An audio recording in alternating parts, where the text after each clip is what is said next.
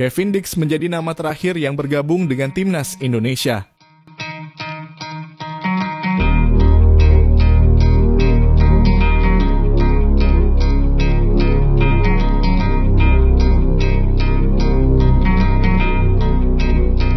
Pemain berusia 28 tahun tersebut tiba kemarin setelah menjalani perjalanan panjang dari Denmark. Meski baru sampai, Kevin Dix langsung mengikuti sesi latihan bersama timnas. Tentu sebuah hal yang patut mendapatkan apresiasi, karena meski mengalami jet lag, Kevin Dix tetap profesional dan ingin segera melakukan adaptasi bersama rekan-rekan barunya di skuad Garuda. Dan pada momen inilah Kevin Dix merasakan hal yang pastinya membuat dirinya takjub, sekaligus belum pernah ia rasakan sebelumnya. Reaksi Kevin Dix usai dirinya mengunjungi Indonesia bulan lalu.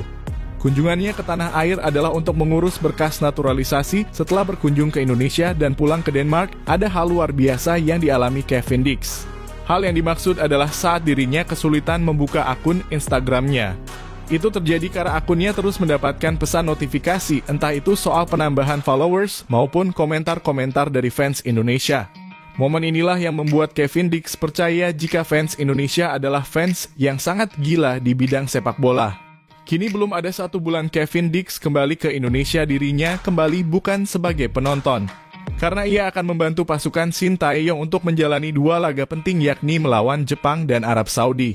Tentu sebuah hal yang sangat mengejutkan, tapi fakta di lapangan memang seperti itu, karena Kevin Dix ternyata sudah bisa dimainkan setelah sebelumnya proses naturalisasinya dikebut oleh PSSI. Dengan hadirnya Kevin Dix, maka kekuatan timnas Indonesia akan semakin bertambah. Dirinya juga bisa dijadikan sebagai pengganti Miss Hilgers yang saat ini belum bisa bermain untuk timnas Indonesia. Kevin Dix langsung membaur dengan pemain lain. Meski statusnya pemain baru, tapi Kevin Dix nyatanya langsung bisa klop dengan pemain Indonesia yang lain. Sesuatu yang sangat wajar karena sebelum bergabung Kevin Dix sudah kenal dengan beberapa pemain timnas seperti Martin Paes hingga Sandy Walsh. Hal itulah yang akhirnya membantu Kevin Dix untuk langsung membaur dengan pemain lain. Harapannya dengan situasi tersebut Kevin Dix bisa langsung beradaptasi saat dimainkan oleh Sintayong dalam pertandingan melawan Jepang dan Arab Saudi. Kevin Dix terkejut saat disambut Ultras Garuda. Setelah membaur dan menjalani latihan bersama timnas Indonesia, ada sebuah momen menarik yang membuat Kevin Dix terkejut. Momen yang dimaksud adalah saat ia dan pemain timnas yang lain mendapatkan sambutan dari Ultras Garuda. Sambutan itu diberikan saat bus timnas Indonesia akan kembali ke hotel. Ternyata saat akan memulai perjalanan, banyak fans Garuda yang rela menunggu sekaligus memberikan semangat untuk para pemain timnas. Momen inilah yang mungkin pertama kali dirasakan oleh Kevin Dix, sekaligus membuktikan ucapannya jika fans Indonesia adalah fans yang sangat gila. Selain sambutan, Kevin Dix pastinya juga terkejut dengan kawalan yang diberikan oleh pihak kepolisian. Kevin Dix cosplay jadi ketua geng. Status anak baru tampaknya cuma status formalitas untuk Kevin Dix, karena nyatanya diri yang menunjukkan jika ia seperti sudah lama membela timnas Indonesia. Pemain FC Copenhagen tersebut juga sangat senang ketika berada di Indonesia. Bahkan dalam sebuah momen Kevin Dix menunjukkan jika dirinya seolah-olah menjadi ketua geng bagi pemain-pemain yang lain. Momen itu juga menunjukkan aura Kevin Dix yang santai tetapi masih bisa terlihat serius. Dengan apa yang ditunjukkan oleh Kevin Dix, paling tidak dirinya sudah mampu memberikan warna berbeda di skuad Garuda.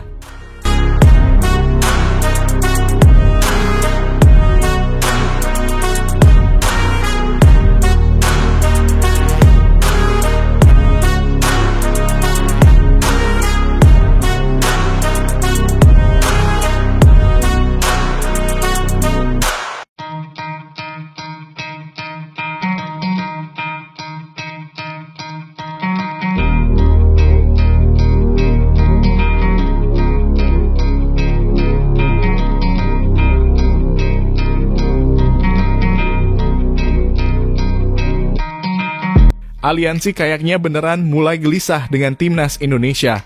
Yap, setelah 3 tim dari 3 kategori yaitu U17, U20 dan senior mampu lolos ke Piala Asia. Kini kesempatan terbuka datang dari kategori U23, di mana timnas U23 Indonesia kemungkinan besar akan masuk pot 1 dalam babak kualifikasi Piala Asia U23 2026. Hal itu tentu saja mengacu pada prestasi tim Garuda di edisi sebelumnya yang mampu menembus 4 besar. Sesuatu yang kemudian membuat dua rival baru kita dari tim tank yaitu Qatar dan Bahrain beneran merasa enggak terima. Meskipun begitu, AFC sendiri kayaknya juga udah angkat tangan mengingat sistem ini pun udah enggak bisa mereka otak-atik. Walaupun ada beberapa kemungkinan Indonesia dikerjai dari sisi wasit. Tapi kayaknya itu juga akan sulit karena sebelumnya PSSI dengan tegas udah mewanti-wanti AFC untuk bisa bersikap adil. Yap, secara umum AFC tahu kok resiko yang bakal mereka hadapi jika kembali berulah. Apalagi sekarang Indonesia punya sosok-sosok kuat yang berpengaruh seperti Erick Thohir dan juga Presiden Prabowo yang bisa melakukan gebrakan tak terduga. Sejarah baru tercipta, yap, untuk pertama kalinya dalam sejarah keikutsertaan Timnas Indonesia di Piala Asia U23. Baru kali ini loh Timnas U23 masuk kategori tim unggulan. Dalam drawing atau undian untuk kualifikasi Piala Asia U23 2000, 26,99,9% Timnas U23 bakal masuk dalam pot 1. Yap, kemungkinan ditempatkannya Indonesia dalam pot 1 undian kualifikasi Piala Asia U23 tentu tidak terlepas dari prestasi luar biasa tim Garuda yang mampu menembus semifinal Piala Asia U20 2024 lalu. Padahal ketika itu semua tahu kan perjuangan tim Garuda sangatlah berat. Berstatus sebagai tim debutan dan termuda di antara tim U23 lainnya, Indonesia mengalami ujian mental luar biasa. Ketika mereka dikerjai habis-habisan di match pertama saat bersua tuan rumah Qatar. Tentu saja ketika itu kita sangat gedek melihatnya karena akhirnya Indonesia pun menyerah 2-0. Namun di laga berikutnya melawan dua tim kuat lainnya, Indonesia mampu menang 1-0 melawan Australia dan menghajar Jordania 4-1. Untuk kemudian mencetak sejarah lolos ke 8 besar. Nggak sampai di situ. Di babak 8 besar yang menjadi momen paling dramatis karena kita harus ekstra mati-matian buat meladeni Korea Selatan sampai babak adu penalti. Dan dengan tekad yang kuat kita berhasil menang dan lolos ke semifinal. Walaupun akhirnya gagal melaju lebih jauh termaksud ke Olimpiade, tapi perjuangan Timnas U23 ketika itu benar-benar mantap luar biasa.